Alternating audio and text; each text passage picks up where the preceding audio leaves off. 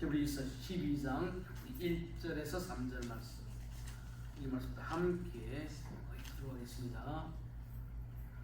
이러므로 우리에게 구름같이 둘러싼 그러한 정인들이 있으니 모든 무거운 것과 얽매이기 쉬운 죄를 벗어버리고 인내로서 우리 앞에 당한 경주를 경주하며 믿음의 주여 또 온전하게 하시는 예수를 바라보자.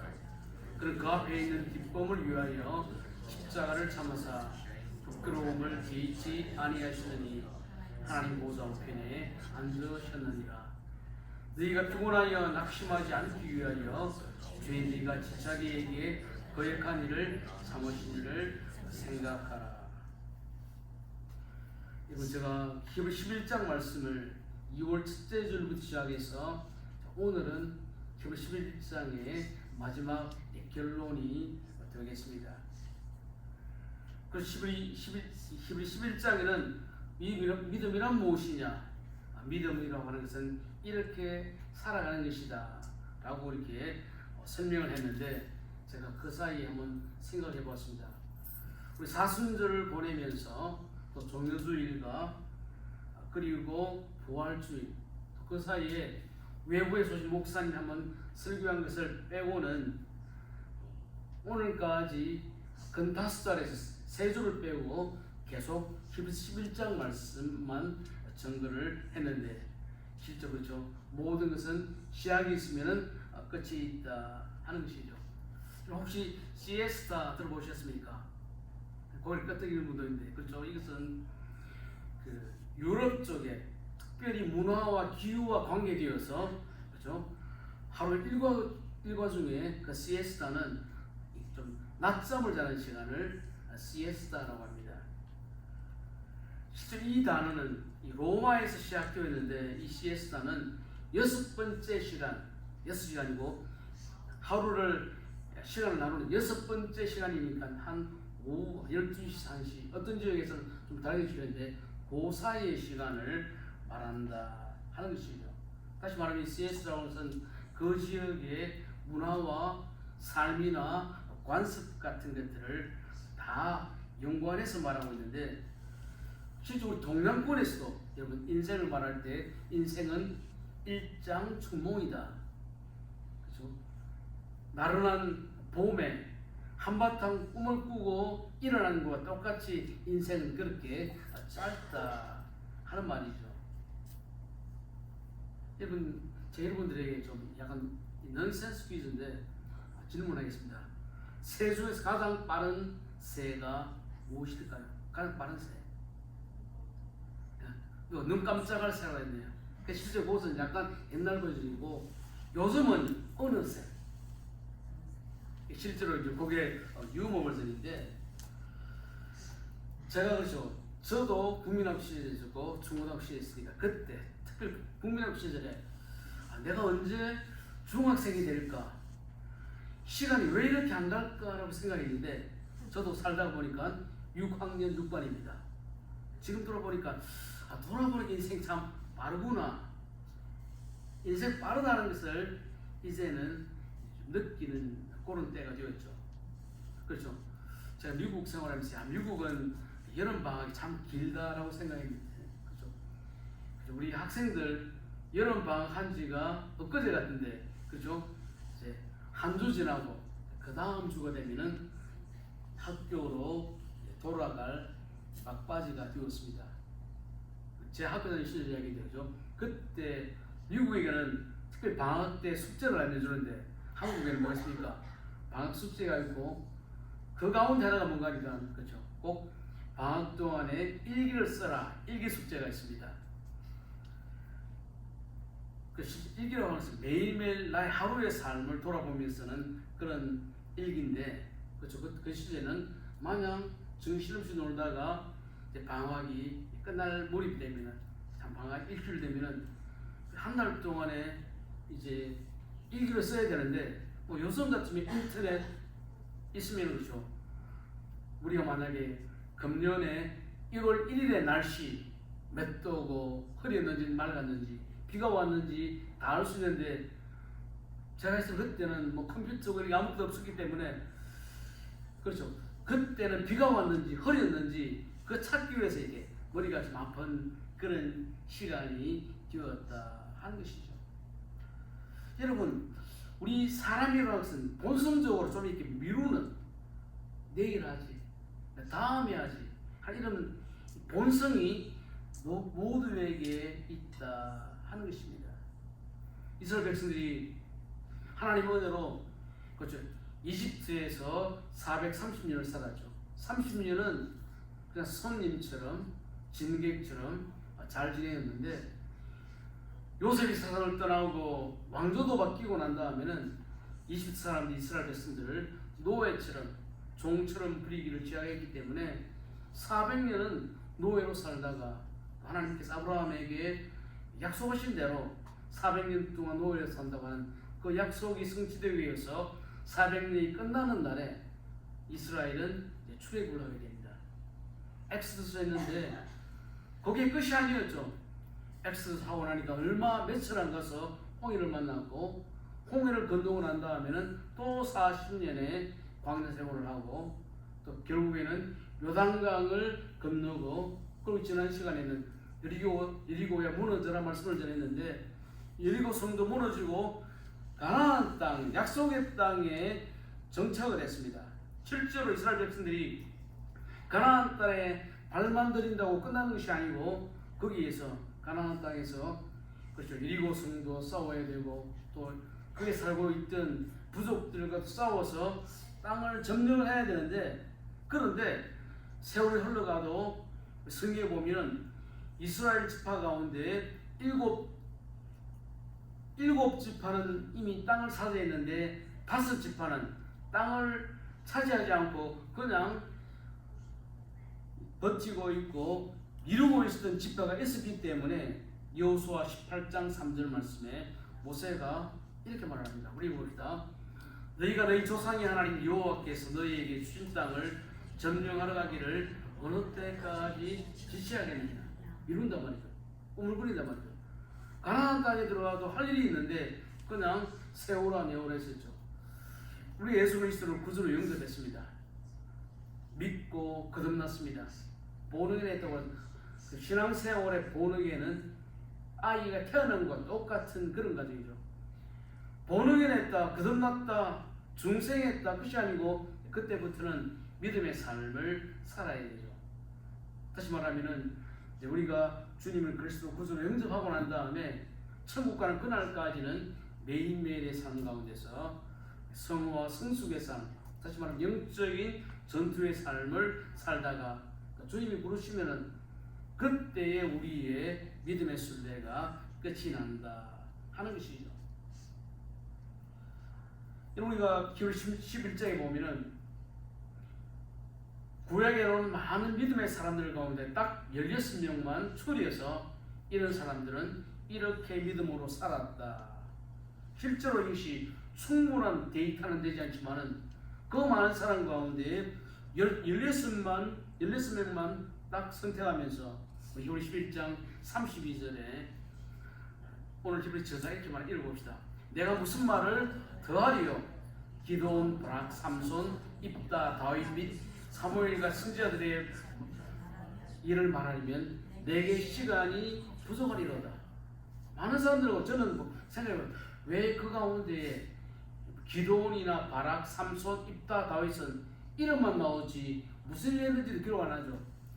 실제로 그 많은 사람들 다 이야기하는 시간이 부족하다라고 말하면서 실제로 히브리서를 말할 때 히브리서는 편지이기 때문에 편지를 받는 수신자가 있는데 히브리서는 편지를 받는 사람이 유대교에서 기독교로 개종한 사람, 유대교 신자에서 기독교 신자가 된 사람들이었는데, 그렇죠.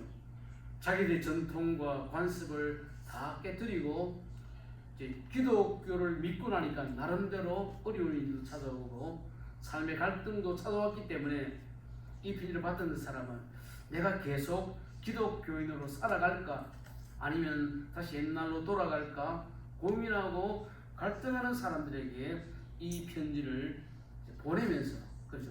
히브리 11장에는 딱 16사람만 선별해서 설명하고 난 다음에 바톤을 딱 넘기는 것이 히브리 12장 1절 말씀입니다. 그 말씀 한번 봅시다.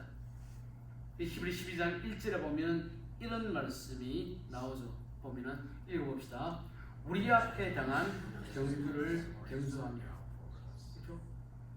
다시 말하면 그렇죠? 아벨이 이렇게 믿음으로 살았다.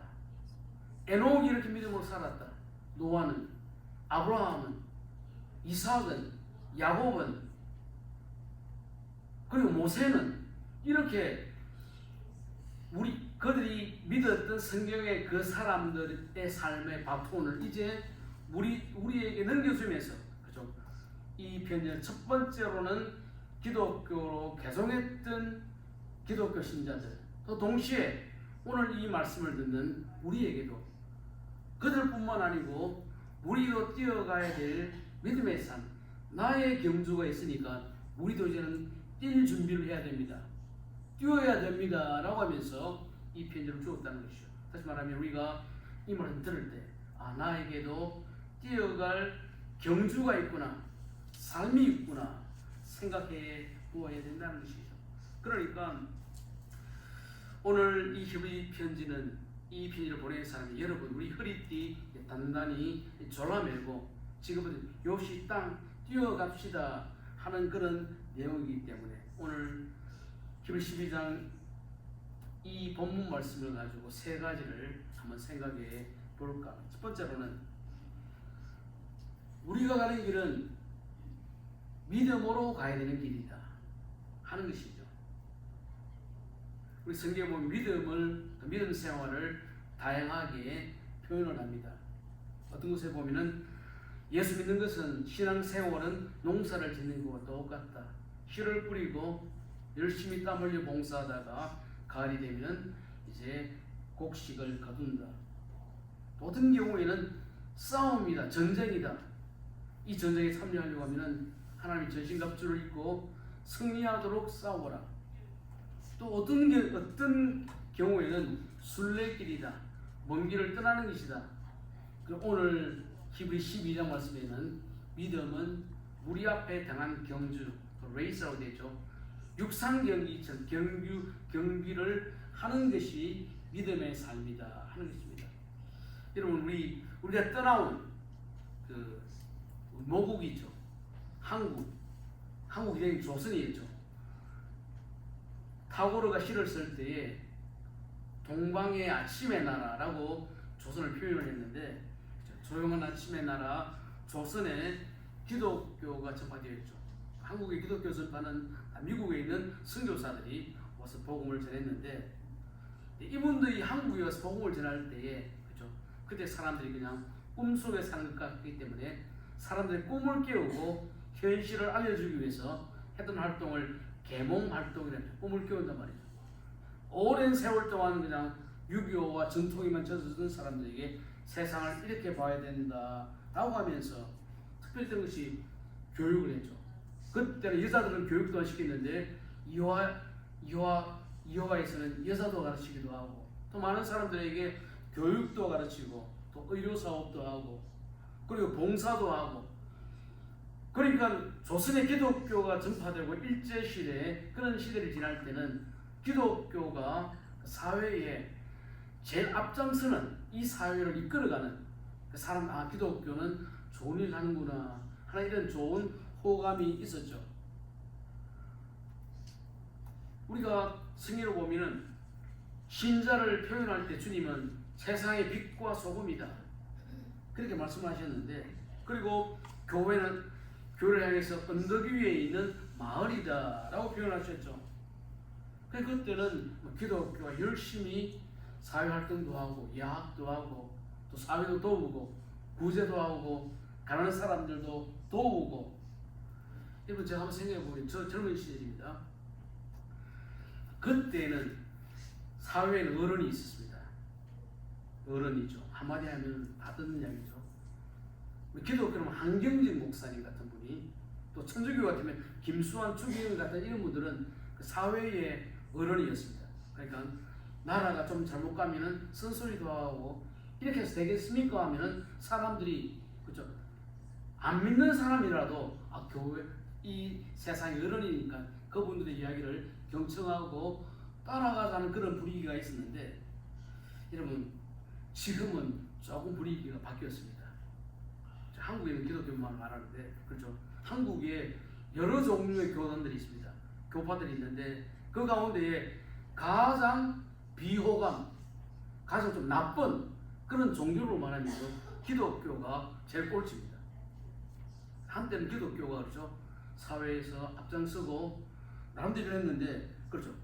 요즘에 교회가 무슨 말을 한다고 하면은 너나 잘해. 또 같은 경우에는 당신이 우리보다 더 나은 게 뭐냐? 다시 말하면은 믿음의 삶을 살지 않기 때문에 그렇죠.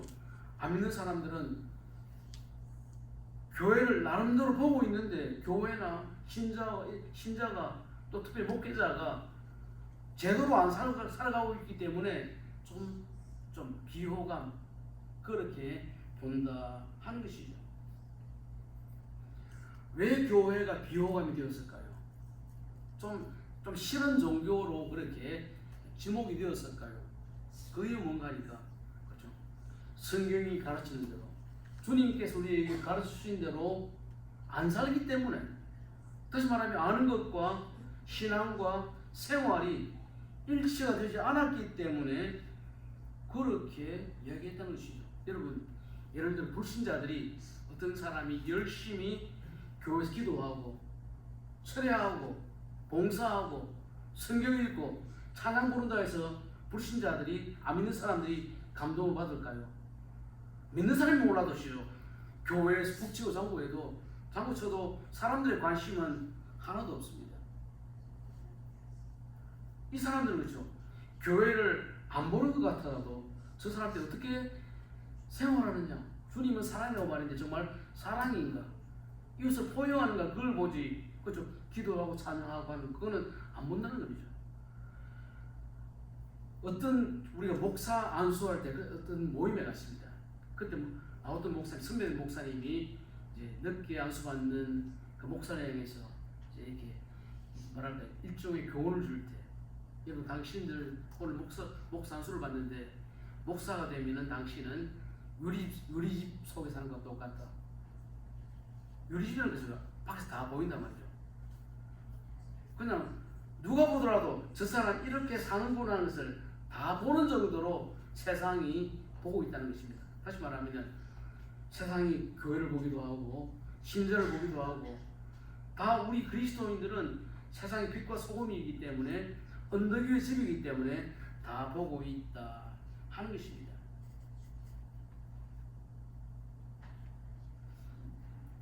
다시 말하면 그죠? 이 땅에 있는 사람들은 자기들은 이렇게 못 살아도 신자라면 예수 믿는 사람이라고 한다면 이 정도로 살아주면 좋겠다라고 하는 나름대로의 기대 수준, 나름대로의 가치관이 있다 하는 것이죠.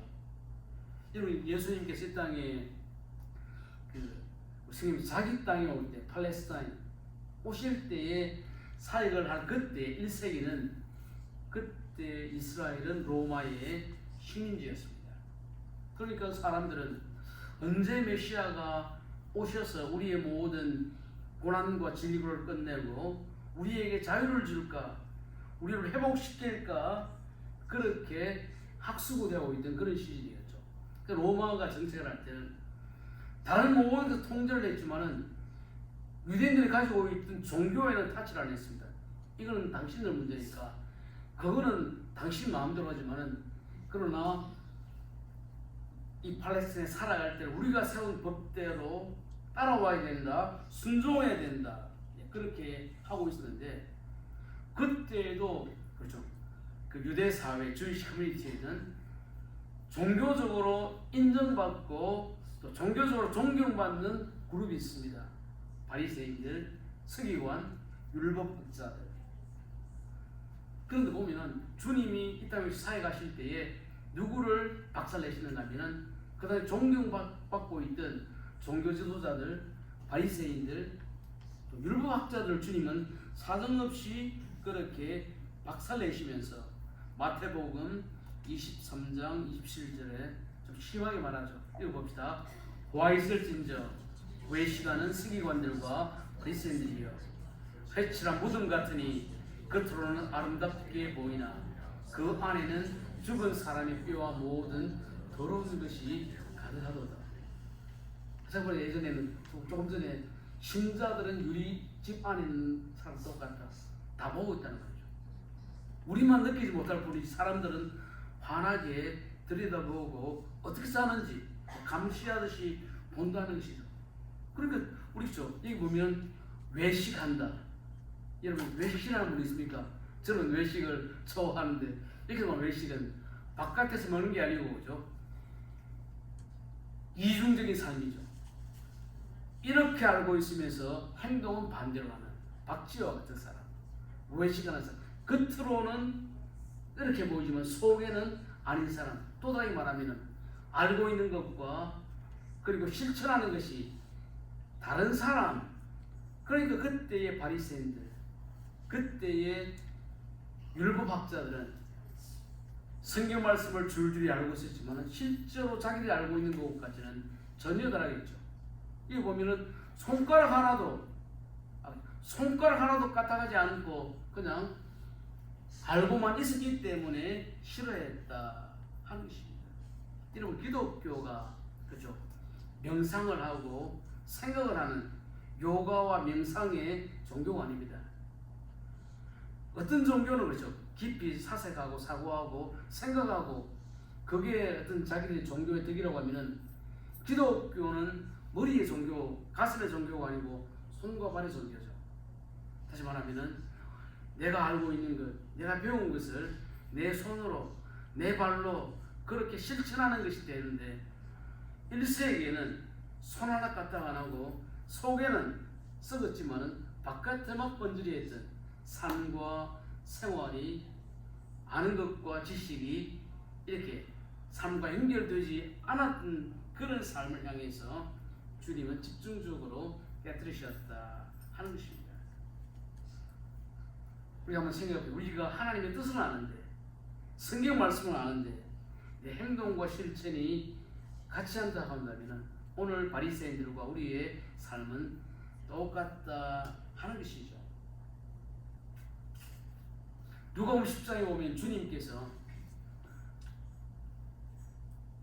선한 사마리아인의 비유를 하십니다. 하면서 주님께서 대문초 가장 큰 계명이 무엇이냐라고 물었을 때 그때 바리새인들 율법학자들은 다 알죠.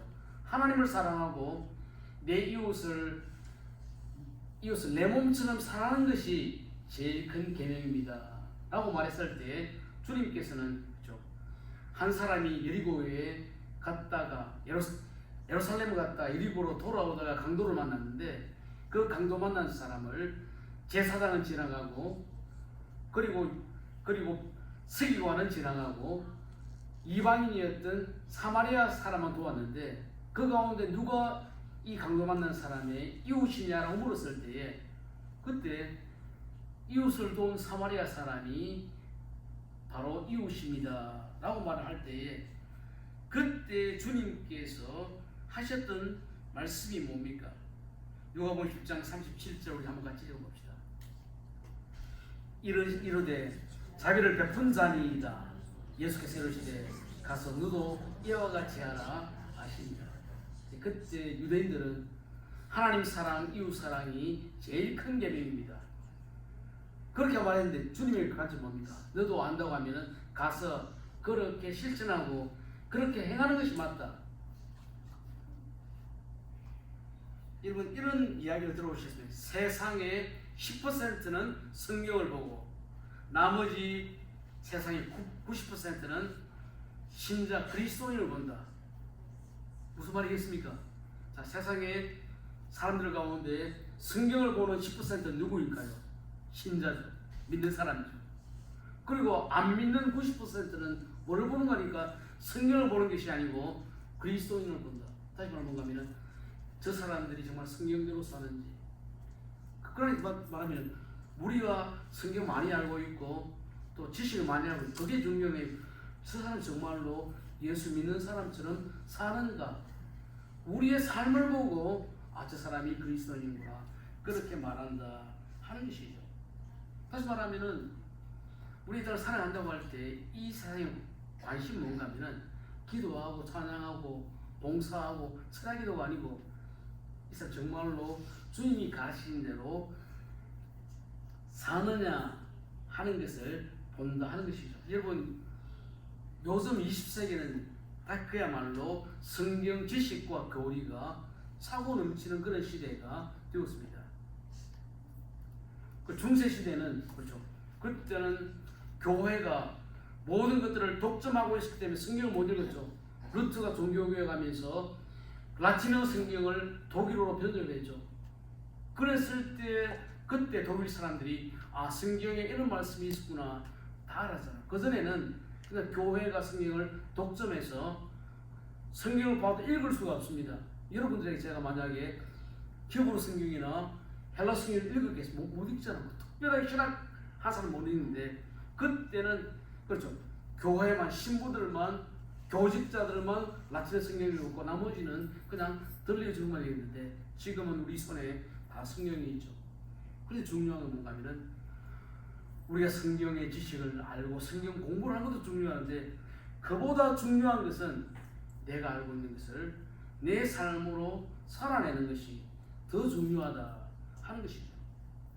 여러분 제가 성경을 보면요 야고보서 2장 21절에 보면은 야고보가 그때의 교인들을 향해서 이렇게 쓴소리를 하고 있었죠.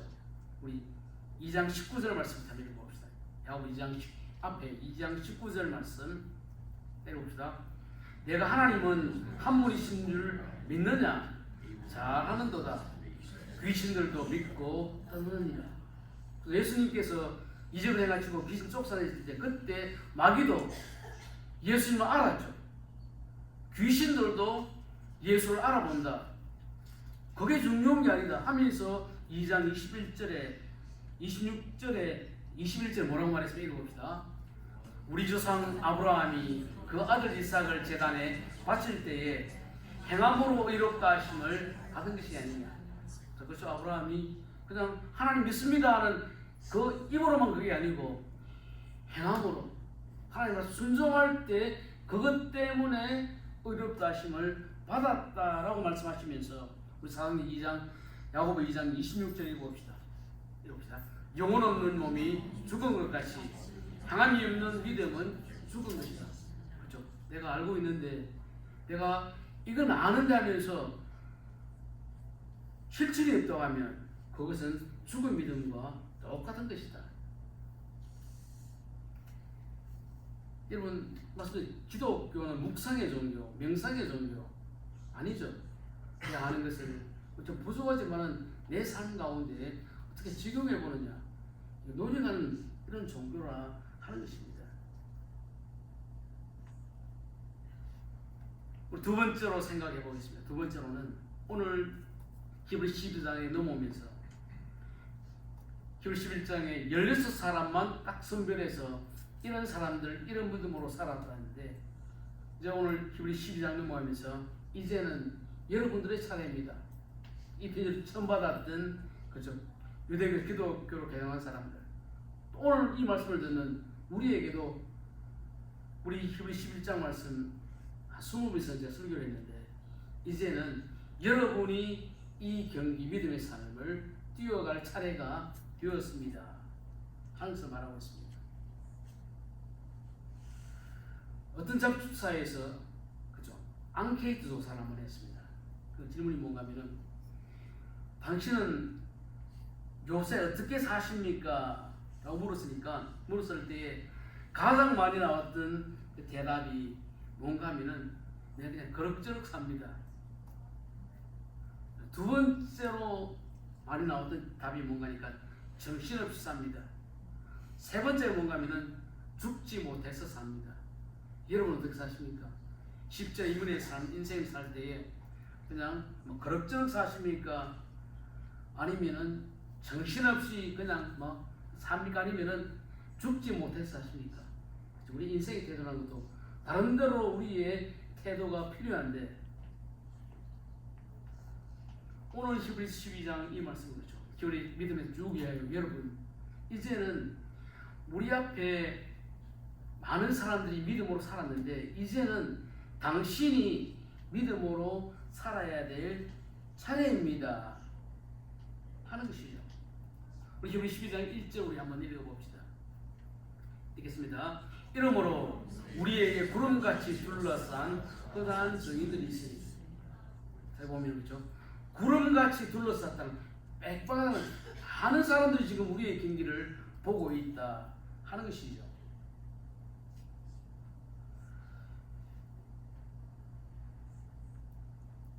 여러분 계시록 7장 9절에도 보면 이런 말씀이 나옵니다. 한번 읽어봅시다.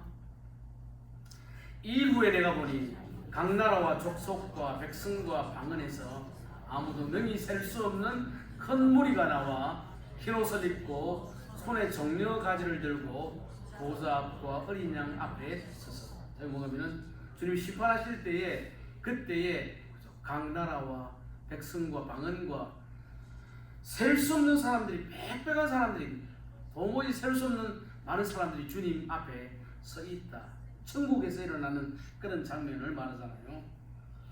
그런데요, 성경이 셀 수 없는 사람이 많이 있다라고 말하고 있는데, 그런데 우리 성경에 보면요 14만 4천이라는 단어가 있습니다. 다시 말하면은 이란들이 사람들 유혹할 때 말하는 건 뭔가 하면은 이 땅에 많은 사람들이 있는데 14만 4천만 주님 앞에 설 수 있고 천국 갈 수 있다 할 때 누가 선가하면은 이란이 제일 맛있어. 우리가 저 자리에 들어가려고 하면은 14만 4천 내에 들어가려고 하면은 이쪽 나 쪽으로 와야 된다. 내가 하신 말씀을 믿고 나를 따라가야지 14만 4천 그렇게 말하는데, 성경에서 셀 수 없는 사람이 천국에 간다라고 말하는데, 어떤 사람은 14만 4천에 들어가기 위해서 재산 다 팔고 삶 다 정리하고 거기 들어갔다가 쫄딱 망한 사람들이 많이 있죠. 여러분 혹시 여러분 가운데 BTS 노래 부를 수 있는 분이 있습니까? 들어보셨습니까? 그거 아는 사람도 있네요. 있는 것 같아요. 그럼 블랙핑크 노래 들어보셨습니까? 아셨습니까? 나는 있다는 걸 알고 있지만 저는 그 사람들 노래 BTS, 블랙핑크 모르는데, 저 시대에 내가 살았을 때는 그래도 좀 인기 있는 게 My Way, 이거 아십니까? 프랭크 시나트라가 부르던 My Way. 나중에 여러분 집에 돌아가셔가지고 구글했었죠. My Way 하면은 가사가 참 좋아요. 이분도 실제로 내 시대의 사람 아닌데, 그때 미국의 영화가 소개되고 My Way가 소개될 때에 그 노래가 참 마음에 와서 내가 읽었는데, 그렇죠. 그게 노래가 뭡니까? 내가 달려갈 길이 있다. 세상에 수많은 사람들인데 그 사람 말고 내가 뛰어가야 될 길, 내가 살아야 될 삶, My Way. 그죠? 아브라함이 His Way가 있었고, 야곱이 His Way가 있었고, 그런데 내가 어떻게 살아갈 것인가? 여러분, 우리 성경에 보면은 사도행전 20장 24절 우리 읽어봅시다. 그래서 바울이 예루살렘으로 돌아가면서 했던 이야기죠. 읽어봅니다. 내가 달려갈 길과 주 예수께 받은 사명, 곧 하나님의 은혜의 복음 전하는 일을 마치려 하면 나의 생명조차 조금도 귀한 것으로 여기지 아니하노라. 다시 말하면 바울만 들어갈 수 있는 길이 있어요. 바울이 걸었던 길 우리는 못 가죠. 그의 길이 있다고 하면은 나의 길도 있다 하는 것입니다. 실제로 사람들은 그죠. 다른 사람 어떻게 사는지 신경 많이 쓰는데, 그거는 내가 쓰려고 한 힘이 아니고 그냥 나에게 주어진 삶의 현장에서, 나의 직장에서, 내가 만나는 사람에서 말하면 내가 어떻게 살아가느냐, 내 길이 더 중요하단 말이죠. 그 바울이 그의 삶을 마무리하면서 디모데후서 4장 7절에 이렇게 말합니다. 봅시다. 나는 선한 싸움을 싸우고 나의 달려갈 길을 마치고 믿음을 지켰으니. 자기 길만 잘하면 된다는 말이에요. 실제로 부모가 자식에 대한 그런 기대와 관심도 있는데 그것도 중요하지만 더 중요한 것은 내가 가지고 있는 소원과 마음으로 살아가는 그 길이 더 중요하다는 거죠. 어떤 경우에는 부모가 자신을 막 그렇게 그렇게 가면 그것보다는 하나님 나에게 주신 길을 가는 것이 더 중요하다 하는 것을 말하고 있습니다. 여러분, 하나님께서 우리 한 사람 한 사람에게 나에게만 주신 그 길이 있을 때에 그 길을 우리는 하나님 뜻대로 살아가는 것이 가장 성공한 인생이라는 것이죠. 마지막으로 이 말씀 한번 봅시다. 세 번째로는 이 믿음의 길을 달려간다고 할 때는 거기에는 규칙이 있다는 것입니다. 노래를 부른다고 할 때 노래 음표에 보면은 페로마타겠다고 하면은 그때는 좀 늘어줘야 되는 겁니까? 근데 그거 무시하고 부르면 그 노래가 안 되겠죠. 노래 부를 때도 노래 부를 규칙이 있고, 그리고 어떤 일을 할 때도 어떤 작업을 할 때도 공정이 있고, 음식을 만들어갈 때도 거기에도 이런 순서와 방법과 절차가 있듯이 우리가 믿음의 경주, 신앙의 경주를 할 때도 여기에는 규칙이 있다 하는 것입니다. 그 출애굽기 12장에 보면은 이스라엘 백성들이 엑소더스 할 때에 6월절을 행해야 되는데, 그때에 6월절을 행할 때 출애굽기 12장 7절에 보면 이런 말씀이 나옵니다. 읽어봅시다. 그 피를 양을 먹을 집 좌우 문설주와 임방에 바르고, 여기 보면 있죠. 1년 된 양이나 염소를 잡아라. 그리고 그 양을 잡을 때 너무 크거나 작은 거 말고 너희 집이 먹을 정도로만 잡고, 또 너희 집 식구로 못 사람 옆집 사람과 함께 먹어서 남기지 말고 다 먹어라. 그리고 양을 잡아 먹을 때는 허리에 띠를 띠고 신의 발에는 신을 신고 지팡이를 짚고 그렇게 6월절을 먹어라. 그리고 난 이스라엘 백성들이 광야 생활하죠. 광야 생활할 때에 성막을 지을 때에 이렇게 저렇게 그렇게 모든 것들을 하나님께서 정해주신 대로 하라고 이야기했다 하는 것이죠. 여러분, 출애굽기 39장 42절 말씀 한번 읽어봅시다. 여호와께서 모세에게 명령하신 대로 모든 역사를 바칩니다. 여기 중에 명령하신 대로. 여러분, 출애굽기, 레위기, 민수기, 신명기 보면은 명령하신 대로, 하나님의 방법대로 이게 반복적으로 나오죠. 이 시대는 뭐 자율성, 적당하게 너가 하는 방법대로 하는데, 그런데 요한복음 14장 6절에 보면은 내가 곧 길이요 진리요 생명이니 나로 말미암지 않고 아버지께로 올 자가 없다. 기독교의 길, 구원의 길, 믿음의 길은 하나님께서 일러주신 대로 그 길대로 가야만이 그것은 인정받는 경기가 된다 하는 것이죠. 여러분, 디모데후서 2장 5절 말씀 한번 읽어보겠습니다. 읽습니다. 경기하는 자가 법대로 경기하지 아니하면 승리자의 관을 얻지 못할 것입니다. 그렇죠? 법대로 안 하면, 제가 믿음을 설교할 때, 그렇죠? 금메달 땄지만은 약물 복용, 금메달 박탈이 있어. 그리고 이게 자전거 경주에서 이기는데도 약물 복용 뺏기죠. 그리고 영구히 제명되죠. 경기대로 안 하면은 그것은 무효가 된다. 다시 말하면은 우리 믿음의 길을 간다고 할 때, 신앙의 길을 간다고 할 때도 하나님 정해주신 대로 그 방법대로 하는 것인데, 간단히 세 가지만.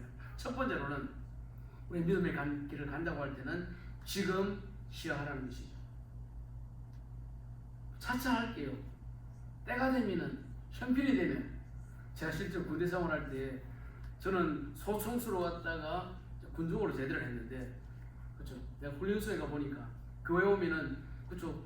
안 믿어도 그냥 젊은 청년들이 그냥 닭똥 같은 눈물을 흘리고 있더라고요. 그 믿음이 있어가 아니고, 그렇죠? 교회 오면 마음이 편하고 참 고향 생각이 나니까 그냥 눈물을 줄줄 흘리고 있는데, 그 실제로 군대 생활할 때 쫄병 때는 교회 가기 참 어렵습니다. 그래서 저는 그때 만약에 군대에 군종사명 같으면은 전소와 같은 걸 일이니까, 형제 당신 좀 어렵지만은 뭐 교회생활 합시다 그렇게 말하면은 내가 고3 되면 갈게요라고 했는데, 그 약속 시키는 사람은 한 사람도 못 봤습니다. 똑같습니다. 여러분, 지금 못하면 내일 못합니다. 형편이 어떻든지 상황이 어떻든지 지금 내가 있는 상황 가운데서 시작해야지 이 길을 갈 수가 있다 하는 것입니다. 여러분, 저도 스포츠를 좋아하는데 그 보면 스포츠는 뭐냐면은 그렇죠, 승자 독식이죠. 1등 하면은 그 1등이 모든 것들을 다 차지합니다. 그렇죠? 예를 들어서 어떤 그 야구 결승전에 갔는데 만나서 1등한 팀의 모든 방송사, 뭐 인터넷 다 달려가지 2등은 아무도 안 보고 있는데, 그런데 실제로 주님은 최고를 원하시는 것이 아니고 뭡니까? 최선. 내가 너 있는 자리에서 내가 최선을 다했느냐 하는 것을 보신다 하는 것이죠. 마태복음 25장에 보면 달란트 비유가 나오는데, 그 달란트 비유 보면은 5달란트를 가지고 5달란트 남겼던 사람이나 2달란트를 가지고 2달란트를 남겼던 사람이나, 주님의 그 말씀은 토시 하나 안 틀리고 다 똑같습니다. 마태복음 25장 21절 한번 읽어봅시다. 읽겠습니다. 잘하였도다 착하고 충성된 종아, 내가 적은 일에 충성하였으나 내가 많은 것을 내게 맡기리니 내 주인의 즐거움에 참여할지어다. 그렇죠? 주님은 돈 많이 남겼다고, 금메달 땄다고, 1등 했다고 칭찬한 게 아니고 충성했기 때문에, 여러분, 충성을 더 한번 맡기면 최선입니다. 내가 가진 그 삶의 본영 안에서, 나의 형편 안에서 내가 주님 섬기고 최선을 다할 때에 주님 잘했다 하신다 하는 것이죠. 실제로 두 번째로는 뭔가 하면 우리가 동참을 해야 됩니다. 참여해야 된다는 것입니다. 이 경기는 내가 보는 경기가 아니고 내가 직접 참여하고 뛰어야 되는 경기다 하는 것이죠. 여러분, 그 숟가락만 올려놓는다 그러면 들어보시죠. 자기는 안 했지만은 어떤 때는 그냥 숟가락만 올려놓고 함께 기쁨을 공유할 때도 있는데, 믿음의 삶이라는 것은 그렇죠? 단체 경기가 아니고 개인 경기입니다.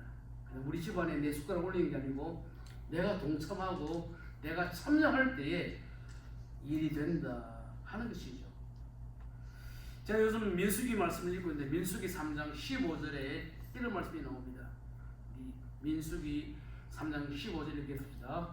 레위 자손을 그들의 조상의 가문과 종족을 따라 계수하되 1개월 이상 된 남자를 다 계수할지니라. 1개월 이상 된 아이가, 그죠? 태어난 지 한 달밖에 안 된 아이가 뭐 하겠습니까마는 레위 지파를 계수한다고 할 때죠. 이스라엘이 12지파가 있지만 하나님께서는 레위 지파만, 그죠? 하나님 이스라엘 백성이 하나님께 바쳤던 그런 대표적인 그런 지파로 생각하고 1개월 된 이상 남자를 다 카운트하셨다. 우리가 성경에 보면 성전에 갔을 때 많은 사람들이 헌금을 했습니다. 어떤 사람은 크게 헌금하는 사람도 있고, 그런데 한 과부가 2렙돈을 하나님 앞에 바쳤는데 주님께서 그 장면을 보시고 난 다음에 이렇게 얘기하셨죠. 많은 사람들이 헌금을 했는데 저 2렙돈 드린 저 여인이야말로 가장 많은 것을 바쳤다. 그러니까 주님 평가하실 때는 우리는 상대적으로 평가하죠.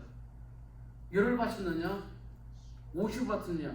하지만 주님 그게 아니고 그 마음과 태도를 보신다는 것이죠. 여러분, 2렙돈이라고 하면 하루에 일당입니다.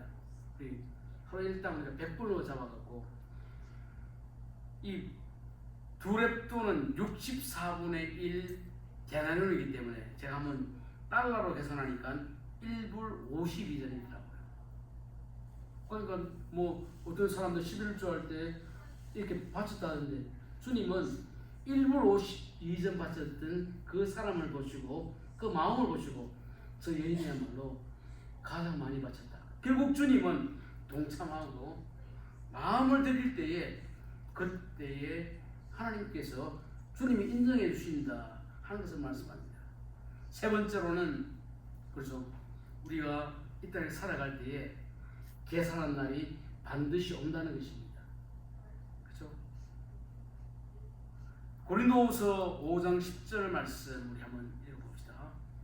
이는 우리가 다 반드시 그리스도의 심판대 앞에 나타나게 되어 각각 선악간에 그 몸으로 향한 것을 따라 받으려 합니다. 자 봅시다. 우리 하나님 심판대 앞에 나타나서 그 믿음으로 알죠. 그 몸으로 행한 것을 따라 받으리라. 우리의 삶이 하나님 앞에서 한번 카운트 될 때가 있다. 회개할 때가 있다. 하지만 우리는 주님 앞에 설 때가 있다는 것을 늘 기억하면서 살아가는 것이죠. 여러분 이건 그렇죠. 노스페이스 옷이 쌉니까 비쌉니까? 뭐 어쨌든 미국에서도 비싸죠. 여러분 한국에 가면 겨울이 되면 그 학생들의 겨울 교복 뭔지 아십니까? 노스페이스라고. 겨울옷 같은 건 한 200불, 300불 뭐 세라면 그렇게 하는데 그 중고등학교 학생 서로 경쟁이 심하고 서로를 보기 때문에 한 사람이 노스페이스 입으면은 또 친구도 써야 되고 그죠? 아버지 엄마는 뼈를 깎는 그걸 감수하지만은 그죠? 다 그렇게 왜냐하면 서로 눈치 보기 때문에. 여러분 제가 그 한국에 있으면은 전도서 시절에도 교회 가면 넥타이를 매야 됩니다. 저는 좀 미국이 조금 자유스러운 게 뭔가 하면은 그렇죠. 한국에 있으면 제가 전도서 시절에는 어디 공적인 모임에 항상 넥타이를 매는데 미국에 오면은 저는 주일에는 넥타이를 매지만 그 외에는 좀 편안하게 이렇게 가는 게 좀 좋더라고요. 그러시면 예를 들어 갖고 어떤 모임에 갑니다. 정식 그런 모임에 갈 때에 그렇죠. 뭐 샌들 신고 가거나 반바지 입고 안 가고 뭐가 있습니까? 드레스 코드가 있잖아요. 드레스 코드가 있는데 그렇죠. 저는 미국의 드레스 코드 좋은 것 같아요. 학교 갈 때는 서로 경쟁하지 말고 그냥 요 색깔만 입으면 된다. 드레스 코드 좋은데 실제로 우리가 성경에도 보면은 예배할 때에 요한복음 4장 24절에 이렇게 말씀합니다. 우리 읽어봅시다. 하나님은 영이시니 예배하는 자가 영과 진리로 예배할지니라. 이거 보면은 교회 올 때 이 옷을 입어야 된다. 이런 신발을 신어야 된다. 그런 코도 아니고 우리가 올 때는 최선을 다해서 우리의 마음을 다해서 이런 태도로 하는 그것이 하나님이 받아주시는 신앙의 윤주도 마찬가지다 하는 것입니다. 이제 말씀을 맺습니다.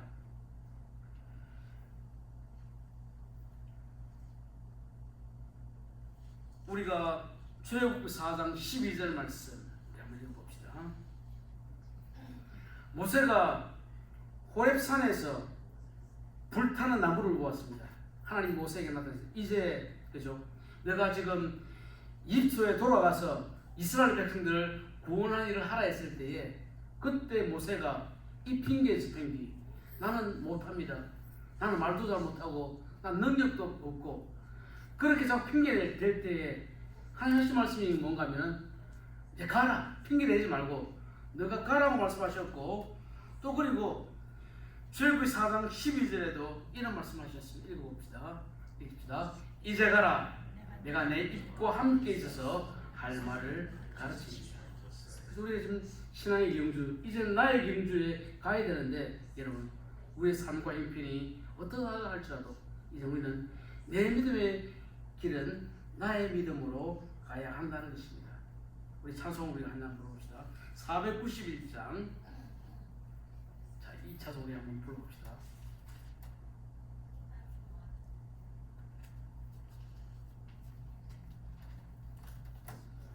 이게 가사에 보면은 4절 보면은 험하고 높은 이 길을 싸우며 나아갑니다. 신앙의 길이라는 것은 나 자신 싸우고 상황과 싸울 때에 갈 수 있는 길입니다. 그냥 밀려가는 길이 아니고 싸우면서 나가야 되는 길. 우리 한번 반주 듣고 합시다.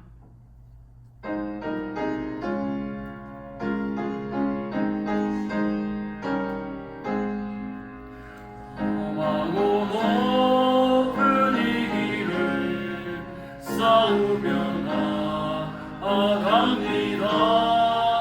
다시금 기도하오니 내 주여 인도하소서.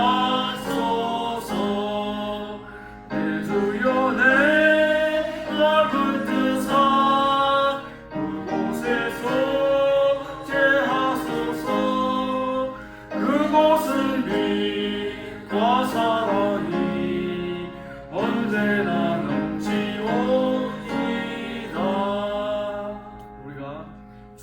거쳐서 저 높은 천국에 올라갈 때까지 매일매일 우리의 삶 가운데서 주님 바라보고 또 기도하고 또 말씀 붙잡고 끝까지 이 길 잘 완주하는 성도님들 되시기를 바랍니다.